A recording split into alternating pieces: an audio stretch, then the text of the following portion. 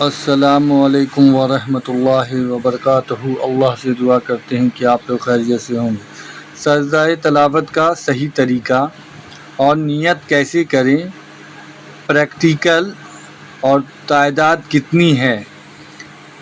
تو یہ جو سجدہ تلاوت کا معاملہ ہے، لوگوں کو یہ معلوم ہونا چاہیے کہ جو سجدہ تلاوت ہے وہ کتنی ہونی چاہیے، اور اس کی نیت کیسے کریں، یا نیت ہے اور پریکٹیکل کیا ہے۔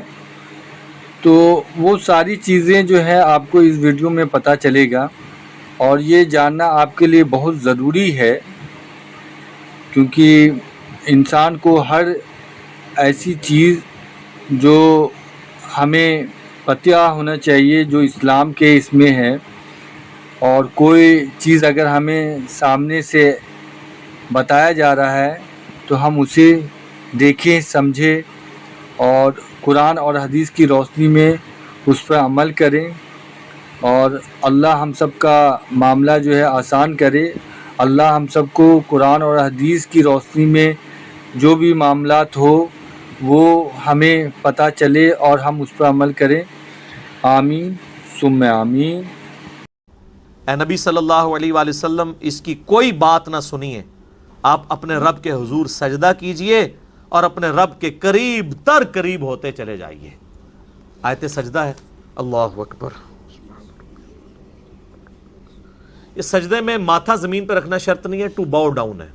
میں نے سجدہ تلاوت کے احکامات پہ مسئلہ 115 ڈیٹیل ریکارڈ کروایا ہے، جس میں میں نے کئی احادیث پیش کی ہیں صحیح بخاری سے۔ عبداللہ ابن عمر رضی اللہ تعالیٰ عنہ جب بیٹھے ہوتے تھے سواری پہ، بغیر وضو کے قرآن پڑھ رہے ہوتے تھے، اور اس دوران جب سجدہ آتا تھا تو بس صرف سر جھکا کے ٹو باؤ ڈاؤن کر لیتے تھے۔ تو اس کے لیے نہ تو وضو ہونا شرط ہے آیت سجدہ کے لیے، اور نہ زمین پہ ماتھا رکھنا شرط ہے، بس صرف سر تسلیم خم رکھ کرنا ہے، یہ کافی ہے۔ وہ اعلیٰ ترین درجہ ہے، ٹھیک ہے۔ لوگوں نے تو سجدے سنبھال کے رکھے ہوتے ہیں۔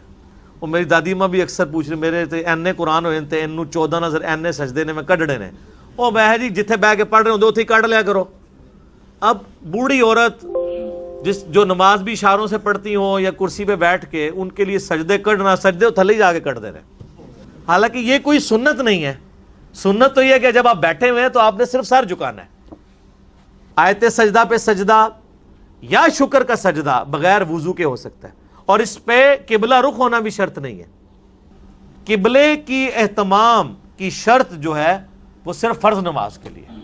ایک بندہ گاڑی میں بیٹھا ہے، بس میں بیٹھا ہے، ٹرین میں بیٹھا ہے، جدھر مرضی جا رہا ہے وہ نفل جتنے مرضی پڑھے، اور وہ نفل بیٹھ کے پڑھنا سنت ہے وہاں پہ۔ یہ نہیں ہے کہ آپ نے 4 بندوں کی سیٹ خالی کرانی ٹرین میں، پوری برتھ خالی کرا کے لوگوں نے مصیبت ہی پا دینا ہے۔ بیٹھ کے نماز پڑھے۔ اور ابو داؤد میں حدیث ہے، نبی علیہ السلام جب اونٹ پہ بیٹھ کے نماز پڑھ رہے ہوتے تھے تو رکوع اور سجدہ سر کے اشارے سے کرتے تھے، بس صرف قیام کر لیا۔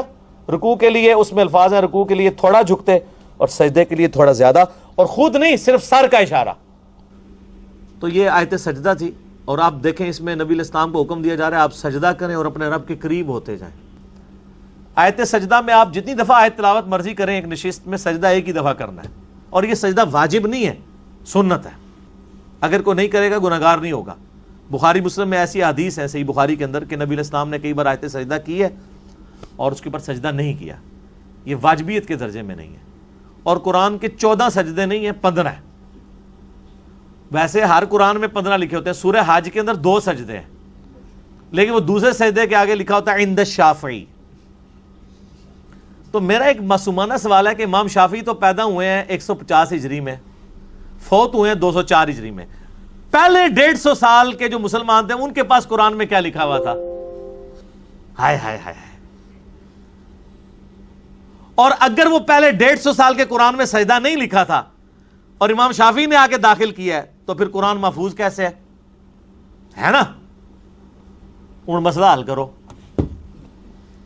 او میرے بھائی، امام شافعی کے ابا جی، ان کے دادا جی کی پیدائش سے پہلے کی حدیثیں موجود ہیں کہ سورہ حج کے اندر 2 سجدے ہیں۔ حدیثیں تو نبی علیہ السلام کی ہے نا، یہ آپ علیہ السلام کی احادیث کے اندر موجود ہے۔ جامعہ ترمذی کے اندر وہ والی سند تو کمزور ہے، اور باقی کتابوں میں آپ کو مضبوط اسناد ملیں گی۔ میں نے وہ مسئلہ 115 میں سارے حدیثوں کے نمبر بتائے ہیں۔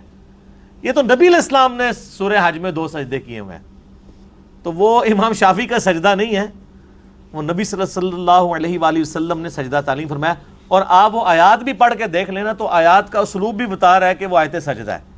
جو میں نے کہا نا قرآن کا ایک خاص اسلوب ہے، وہ اسلوب حفاظت کرتا ہے. یہ میں آپ کو وہ سجدہ بتانے لگوں جو سجدہ نہیں کرتے نا. پارہ نمبر 17 کا آخری صفحہ ہے. تو یہ آیت آ رہی ہے، یا ایھا الذین آمنوا ارکعوا واسجدوا، اے ایمان والو رکوع کرو، سجدے کرو، واعبدوا ربکم، اور اپنے رب کی عبادت کرو، فافعلوا الخیر لعلکم تفلحون، اور ہر نیکی کا کام کرتے رہو تاکہ تم کامیاب ہو جاؤ. اس میں تو حکم ہے، اس کا ترجمہ آپ دیکھ لیں، رکوع کرو، سجدہ کرو، عبادت کرو. یہ اپنے اسلوب میں بتا رہا ہے کہ اللہ تعالیٰ نے تینوں چیزیں ایک جگہ جمع کی ہیں، رکوع، سجدہ اور عبادت. تو آپ دیکھیں اس کے ساتھ لکھا ہے نا سجدہ عند الشافعی، لکھے ہے نا، اے جو سجدہ جڑے حنفی نہیں جے کرتے، اے 15واں سجدہ ہے. اور آج جو ہم نے سجدہ کیا ہے نا، یہ قرآن کا آخری سجدہ تھا سورۃ العلق کے اندر. اب کوئی سجدہ نہیں آئے گا انشاءاللہ. اب نیکسٹ جب قرآن شروع کریں گے پھر شروع سے. تو پہلا سجدہ جا کے وہ سورۃ الاعراف میں آتا ہے 9ویں پارے کے اندر، اور آخری جو ہے پارہ نمبر 30 میں سورۃ العلق میں. یہ سجدہ ہے جو یہ مس کرتے ہیں. حج میں آلریڈی ایک سجدہ موجود ہے، یہ دوسرا سجدہ ہے. اور سورۃ الحج کی یہ فضیلت ہے کہ اس میں 2 سجدے آئے ہیں. تو یہ عند شافعی نہیں ہے. میں نے بلکہ وہ شیعہ کا بھی چھپا ہوا قرآن دیکھا نا، تو وہ سیم یہی قرآن چھپا ہے، ادھر بھی عند شافعی لکھا ہوا تھا. تو میں نے کہا یار آپ لوگوں کو تو چلو سنیوں کو تو ویسے ہی کوئی مت نہیں ہے، آپ لوگوں کو تو سمجھ ہونی چاہیے کہ یار امام شافعی سے پہلے امام جو ہیں وہ امام باقر گزرے ہیں، امام جعفر گزرے ہیں. آپ فقہ جعفری ان کی طرف منسوب کرتے ہیں. امام جعفر کے بیٹے تھے امام موسیٰ کاظم. امام موسیٰ کاظم کے صحابی ہیں حضرت امام شافعی. یہ صحابی وہ والا نہیں، یعنی صحبت کرنے والے. تو آپ شیعہ سے اگر پوچھیں نا تو وہ تو حضرت علی کے صحبت کرنے والوں کو بھی کہتے ہیں یہ حضرت علی کا صحابی ہے، یہ امام حسین کا صحابی ہے، یہ امام زین العابدین کا صحابی ہے. تو ان سے پوچھیں کہ امام موسیٰ کاظم کے جو صحابی ہیں تو وہ آپ کو ٹاپ آف دا لسٹ صحابی جو بتائیں گے وہ امام شافعی ہیں. اسی لیے امام شافعی نے وہ شعر بھی کہا نا، ان کان رفضا حب آل محمد فلیشہد الثقلان انی رافضی. اگر بالفرض اہل بیت کی محبت کا نام رافضی ہونا ہے تو تم گواہ ہو جاؤ کہ میں رافضی ہوں، کیونکہ امام شافعی شاگرد تھے امام موسیٰ کاظم. امام موسیٰ کاظم کے والد ہیں امام جعفر، اور امام جعفر کے 2 بیٹے تھے، امام اسماعیل اور امام موسیٰ کاظم. جو اثنا عشری شیعہ ہیں وہ امام موسیٰ کاظم کو مان رہے ہوتے ہیں، اور اسماعیلی وہ ہیں جو امام اسماعیل کو. یہ اسماعیل حضرت ابراہیم کے بیٹے نہیں ہیں، یہ امام جعفر کا بیٹا اسماعیل ہے. تو امام جعفر کی فقہ پہ آپ چل رہے ہیں، امام جعفر کے بیٹے کا صحابی ہے جس کا نام آپ نے لکھا ہوا ہے ادھر. تو آپ فقہ جعفریہ میں بتائیں نا یہ سجدہ ہے کہ نہیں عند شافعی.